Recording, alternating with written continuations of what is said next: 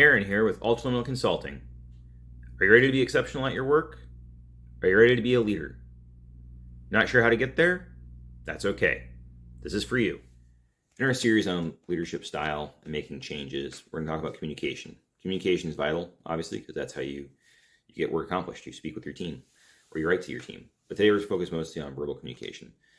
The big way to gauge your current verbal communication skills is how many questions does your team ask after you've already given them, say, your guidance for the day or guidance for a task.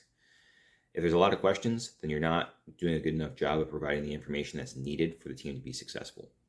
So your role then becomes making sure that you fill in those gaps. It's very simple. Obviously, you're going to give multiple tasks a day, theoretically.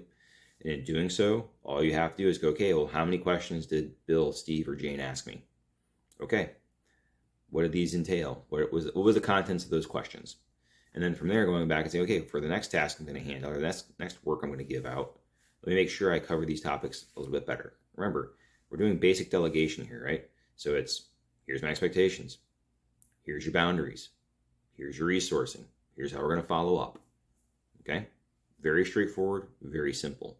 But in that, when you're giving those expectations and boundaries and resourcing, like, it's not just the basic, hey, you need a screwdriver and a hammer to go take care of that. This is, all little nuts and bolts in context of why this task is being accomplished, what's important about it, how it fits the overall strategy of the week, strategy of the day. Hey, here's how our tactical situation goes to our strategic situation.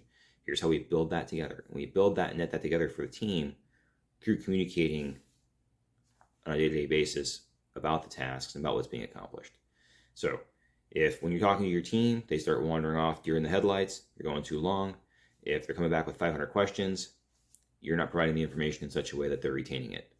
Another thing to remember is when you finish giving your information out, and you ask if there's any questions, specifically ask certain people if they have questions about certain parts. Don't single any one person out, but kind of go around the room and like, hey, so-and-so, hey, Jane, do you understand what we're trying to accomplish today with this particular task? Hey, Steve, do you understand what the boundaries are on this task? Shelly, do you understand what the resources look like? And if there's a problem here, where do you go to get that? And you kind of walk them through some of the troubleshooting process and make sure they understand everybody's on the same page. And that's how you make sure you're communicating clearly. And if there's a lot more questions than that, or they're way off, then you're not delivering it right.